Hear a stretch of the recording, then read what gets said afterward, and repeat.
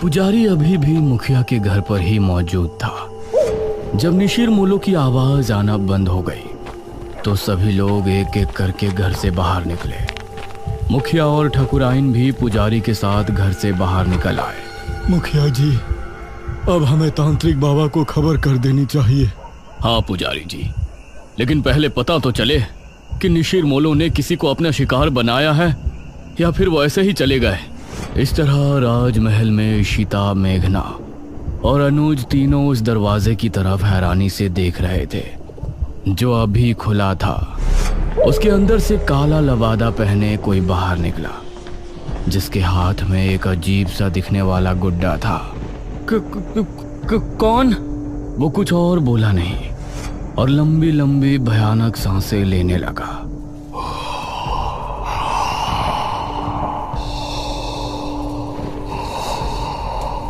उसकी भयानक सांसों को सुनकर ये तीनों डर गए और तभी वो तेज रफ्तार से इनकी तरफ भागा।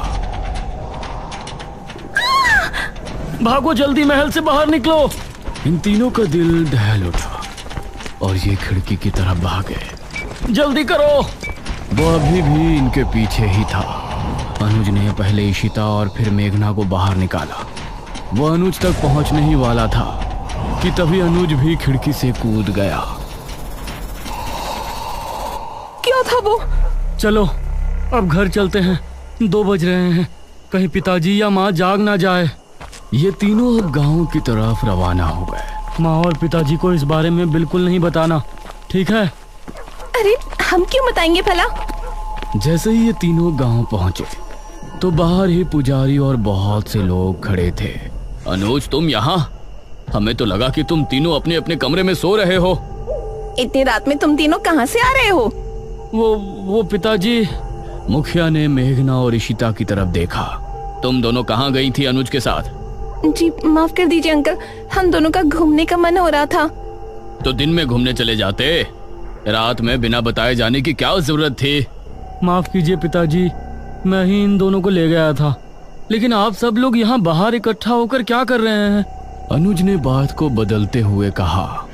आज गांव में निशिर मोलो आए थे, सभी उनकी आवाज सुनकर ही खौफ में थे। क्या निशिर मोलो? ये निशिर मोलो कौन है? 4 कथई लबादे वाले शख्स जो अपने कंधों पर एक ताबूत उठाए रात के समय गांव में घूमते हैं। उनकी आंखें लाल चमक रही होती हैं। रात के समय गांव में घूमते हैं। उस समय अगर वो किसी को देख लेते हैं या कोई उन्हें एक बार देख लेता है तो वो उसे अपने साथ ले जाते हैं। सभी गांव के लोग तो अपने अपने घरों में थे, लेकिन वो लोग संपत और कप्ता को ले गए। वो बाहर ही जुआ खेल रहे थे। अनुज, इशिता और मेघना तीनों ही ये सुनकर चौंक पड़े। पिताजी, लेकिन इससे पहले तो ऐसा गांव में कुछ भी नहीं हुआ, न ही आपने मुझे कभी इसके बारे में बताया। ये 400 साल पहले की बात है बेटा, हमारे महाराज के समय की बात। लेकिन उस समय किसी तरह उनको रोक दिया गया था, लेकिन अब अचानक वो कैसे जाग उठे, ये तो बात समझ के बाहर है। मुखिया जी, अब कल सुबह ही तांत्रिक महाराज से मिलने के लिए निकलेंगे। फिलहाल सभी लोग अपने अपने घरों को जाएं और निशिर मोलो से सावधान रहें। ये सुनकर सभी गांव के लोग अपने अपने घरों को चले गए, लेकिन अब सभी के दिल में अजीब सा डर बैठ गया था। इशिता और मेघना भी अपने कमरे में पहुंची। ये तो बहुत बड़ी गड़बड़ हो गई। हम लोग तो यहाँ पर मृत्युंजय अमृत के लिए आए थे और यहाँ तो राजमहल निशिर मोलो पता नहीं क्या क्या सुनने में आ रहा है। ये लोग अब हमें मृत्युंजय अमृत तक लेकर भी जाएंगे या नहीं? अरे तुझे दिख नहीं रहा यहाँ कितनी प्रॉब्लम है? हम दोनों सुबह यहाँ से जा रहे हैं बस। नहीं, मैं नहीं जा सकती। लेकिन क्यों? वो मृत्युंजय अमृत। इतना कहकर मेघना ने आगे कुछ नहीं कहा। आपने बिना सोचे समझे उन दोनों लड़कियों को घर में जगह क्यों दे दी? देखा ना अब क्या हुआ। ठकुराइन, वो लड़कियां तो अनजान है, लेकिन अनुज को तो सब कुछ पता है ना। वो उनको लेकर रात में निकल गया, इसमें हम उनको दोषी नहीं ठहरा सकते। उनको लेकर जाने वाला तो हमारा ही बेटा है ना। कुछ ही देर में सभी एक एक करके सो गए।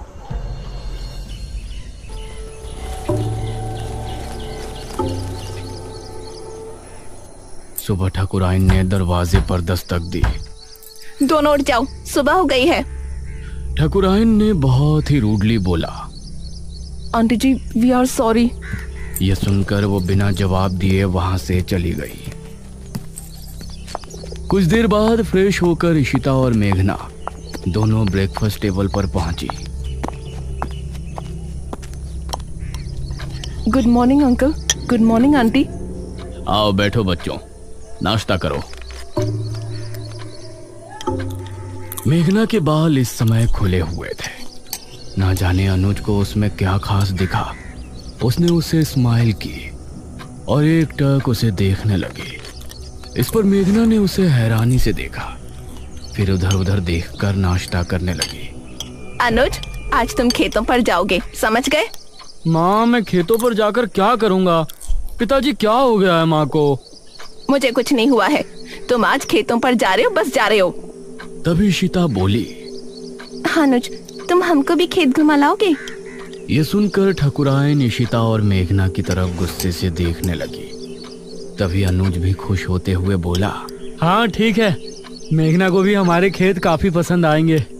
हाँ बेटा, क्यों नहीं, लेकिन एक बात ध्यान रखना, तीनों साथ रहना और शाम होने से पहले घर लौट आना। तब तक तांत्रिक महाराज भी आ ही जाएंगे। नाश्ते के बाद इशिता और मेघना अनुज के साथ घर से निकली।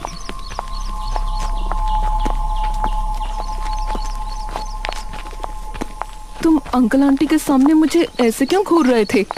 तुम सच में शहर से ही हो ना? क्यों, कोई शक है? शहर की लड़की होती तो अब तक समझ जाती कि मैं उस पर लाइन मार रहा हूँ। वो मतलब स्लिप हो रहा हूँ। अनुज, उसे ऐसे मजाक बिल्कुल पसंद नहीं। ओह अच्छा। अच्छा ठीक है, सॉरी, लेकिन वो मजाक नहीं था। ये सुनकर मेघना भी हल्के से मुस्कुरा दी। ये लोग अब घने जंगल में पहुंच चुके थे। वैसे अनुज, यहाँ आने से पहले हमने कुछ सुना था। क्या सुना था? यही ना कि हमारे गांव के लोग एक नंबर के बेवकूफ है। अरे नहीं, किसी मृत्युंजय अमृत के बारे में। कहा जाता है कि उसको पीने से बड़े से बड़ा रोग दूर हो जाता है। ये सुनकर अनुज ने इशिता और मेघना दोनों को घूर कर देखा। तो तुम लोग यहाँ मृत्युंजय अमृत की तलाश में आई हो? नहीं, वैसे वो झूठ नहीं तो सीधा बोलना था ना। बेकार में राजमहल जाकर मुझे भी माँ से डांट पड़वा दी। वो हमें लगा था कि सीधे उसके बारे में पूछने से तुम कुछ गलत समझोगे। वैसे ये इशिता पूछती तो लगता, लेकिन तुम पूछती तो नहीं लगता। ये कहकर अनुज मुस्कुराने लगा और इस बार मेघना के चेहरे पर भी मुस्कान छलक आई। तो क्या तुम हमें उसके बारे में बता सकते हो? उसकी कहानी बहुत ही अजीब है, मुझे पूरी नहीं पता। तो बताओ ना, मुझे सुनना है। जितनी पता है उतनी बता दो। ये बात मुझे दादाजी ने बताई थी। सन 1600 में एक बहुत बड़ी महामारी फैली थी। जवान बूढ़े सभी की तबीयत बिगड़ती और फिर कुछ ही दिनों में उनकी मौत हो जाती। उस समय जो राजा था उसे इसकी बहुत चिंता सता रही थी और राजा की चिंता देखकर उनकी बेटी राजकुमारी बहुत चिंता में थी। जब ठीक 4 साल उस महामारी को गुजर गए तो राजकुमारी रहस्यमय तरीके से गायब हो गई। गायब? वो कैसे? वो कहीं चली गई थी। राजा ने उन्हें बहुत ढूंढा लेकिन वो कहीं नहीं मिली। उसके बाद ठीक 1 साल 1 महीने बाद राजकुमारी लौटी और अपने साथ वो एक बीज लेकर आई थी। महाराज ने उनसे सवाल किया कि कहाँ थी, तो उसने कोई जवाब नहीं दिया। उसके बाद उस बीज को बोया गया और उससे ये बरगद का पेड़ उगा और इस बरगद के पेड़ से ये मृत्युंजय अमृत, इसको पीने से राज्य में आई महामारी खत्म हो गई। लेकिन कुछ समय बाद ही राज्य पर बहुत बड़ा संकट आया। कैसा संकट? और ये निशिर जिसके बारे में गांव के लोग बातें कर रहे हैं, उनकी क्या कहानी है? उसका तो मुझे भी नहीं पता। फिलहाल तुम वो देखो। उसने सामने की तरफ उंगली पॉइंट की। कुछ ही दूर पर सामने था एक हरा भरा बरगद का पेड़। उसे देखते ही मेघना हैरान रह गई। ये वही पेड़ था जो उसे सपने में दिखाई देता था और अब उसका वो सवाल और भी गहरा हो गया था कि ये पेड़ उसको सपने में क्यों दिखाई देता है। ओह माय गॉड, ये पेड़ तो बहुत बड़ा है। यही मृत्युंजय अमृत का पेड़ है। हाँ, और क्या? लेकिन इससे तो अमृत टपक ही नहीं रहा। वो अमृत तो सिर्फ पूर्णमासी और एकादशी की रात ही कुछ देर के लिए टपकता है।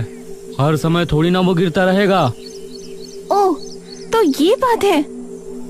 हाँ, अगर तुमको उसे देखना है तो तुम लोग पूर्णमासी तक यहाँ रुक जाओ।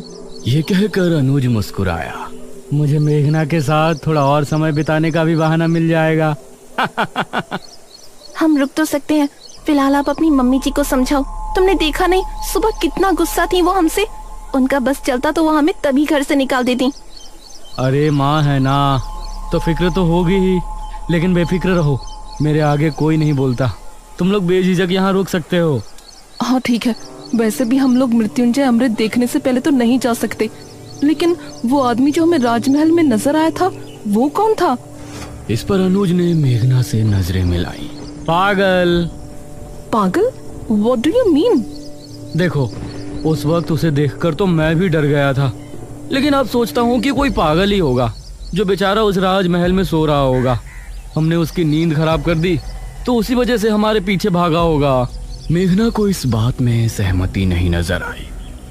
वो कोई पागल तो हो नहीं सकता, उसका पहनावा भी आज के टाइम का नहीं लग रहा था। इशिता ने पेड़ की कुछ फोटो खींची और ये लोग खेतों पर पहुंचे। ये काफी देर तक साथ घूमे और इनके बीच बातें भी खूब हुई। अनुज की बातें अब मेघना को भी अच्छी लगने लगी थी, लेकिन वो अपने सपने और इस गांव के रहस्यों के बारे में ज्यादा सोच रही थी। शाम होने से पहले ये तीनों गांव वापस पहुंच गए।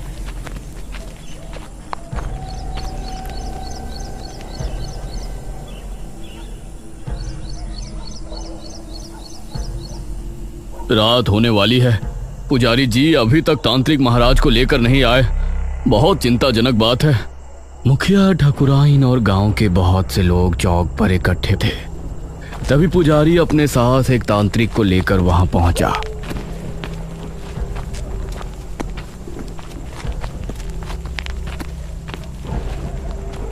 प्रणाम बाबा। प्रणाम। तांत्रिक महाराज नहीं आए? तांत्रिक महाराज शाम से ध्यान मग्न बैठे हैं।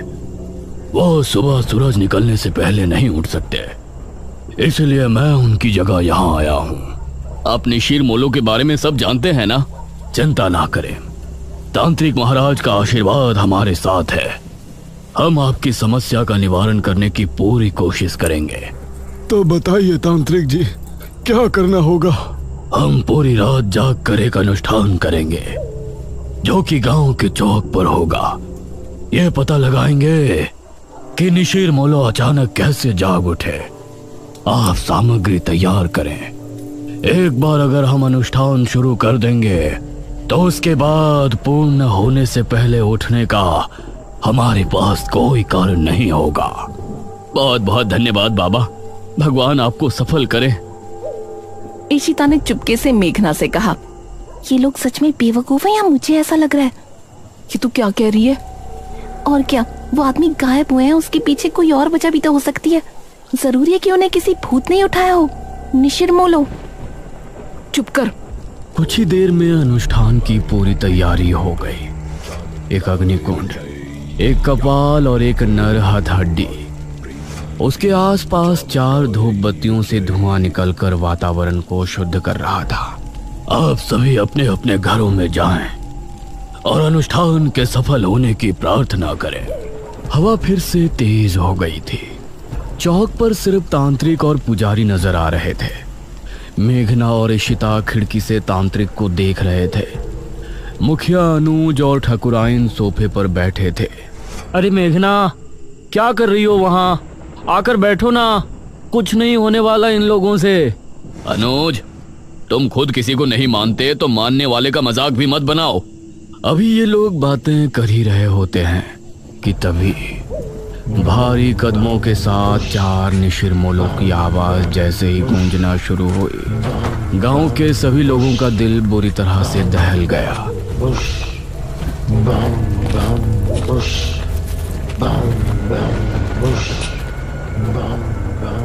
अरे ये आवाज ये सुनकर मुखिया भी बुरी तरह से डर गया। जल्दी से सभी खिड़की दरवाजे बंद कर दो, कोई बाहर नहीं झांकेगा। उसे इस तरह से डरा हुआ देखकर इशिता और मेघना भी हैरान रह गए।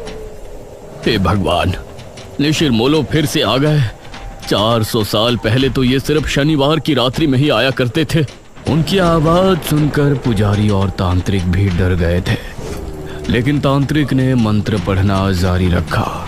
बाबा, ये निशिर मोलो की आवाज कैसे आ रही है? तांत्रिक ने उसका कोई जवाब नहीं दिया। पुजारी भी डर गया था, इसलिए वो भी चुपचाप मंदिर की तरफ रवाना हो गया। वो आवाजें अब तेज होती जा रही थी। मेघना ने जल्दी से खिड़की को बंद कर दिया। इधर पुजारी मंदिर की तरफ बढ़ ही रहा था कि तभी उसको सामने से निशिर मोलो आते हुए नजर आए। पुजारी उन्हें देखकर बेहद डर गया और खौफ भरी आंखों से उन्हें देखता रहा। ताबूत खुलते ही और उसके बाद सब कुछ सन्नाटे में बदल गया। हे भगवान, ये तो पुजारी जी की आवाज है। इसका मतलब है निशिर मोलो ने पुजारी जी को भी। पिताजी, उनकी आवाजें तो अभी भी आ रही हैं। हे भगवान, पता नहीं क्या होगा। तांत्रिक बाबा की रक्षा करना। तांत्रिक अभी भी बैठा हुआ अनुष्ठान कर रहा था। उसको सामने से निशिर मोलो आते हुए नजर आए। उन्हें देखकर तांत्रिक की आंखों में भी खौफ उतर आया। निशिर मोलो उसके सामने आकर रुक गए और एकदम शांत हो गए। तांत्रिक ने उन्हें देखने के बाद भी अनुष्ठान जारी रखा। आवाज आनी बंद हो गई। लगता है वो चले गए पिताजी। नहीं, अभी कुछ देर अंदर ही रहो। जब तक तांत्रिक महाराज खुद नहीं कह देते, कोई बाहर नहीं जाएगा। तभी तांत्रिक बाबा की एक दर्दनाक चीख फिजा में गूंजी।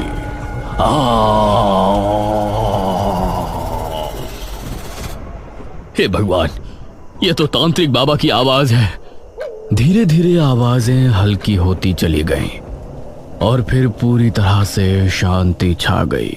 चलो, सब जल्दी से बाहर चलो। अब मुखिया और सभी गांव के लोग अपने घरों से निकलकर चौक पर पहुंचे। वहां उन्होंने देखा कि तांत्रिक बाबा किसी मिट्टी के पुतले के जैसे जमे बैठे हैं। उनकी आंखें और मुंह पूरी तरह से फटा हुआ है। तांत्रिक बाबा! अगले ही पल उनका शरीर धीरे धीरे गायब हो गया। ये भयानक मंजर देखकर सभी के डर के मारे चीख निकल गई। निशिर मोलो पुजारी जी को ले गए और तांत्रिक बाबा का अंत कर दिया। इसका मतलब वो सिर्फ ये अनुष्ठान रोकने आए थे। पिताजी, अब निशिर मोलो से हमें कौन बचाएगा? अब तो तांत्रिक महाराज को ही आना होगा, वही कुछ कर सकते हैं। इशिता और मेघना तांत्रिक की मौत देखकर बहुत डर गई थी। दूसरी तरफ गुफा में बैठे बड़े तांत्रिक ने अचानक से अपनी आंखें खोली। उनके चेहरे पर चिंता की लकीरें साफ नजर आ रही थी। निशिर मोलो का ये रूप, उसने हमारे शिष्य का भी अंत कर दिया। अब हमें खुद वहां जाना होगा, वरना प्रलय आ जाएगा। उस रात जब मेघना सो रही थी तो उसे एक सपना आया। वो एक राजकुमारी वाली वेशभूषा में एक सुनसान जंगली इलाके में घूम रही है। दूर दूर तक कोई नजर नहीं आ रहा है। तभी कोई पीछे से उसके कंधे पर हाथ रखता है।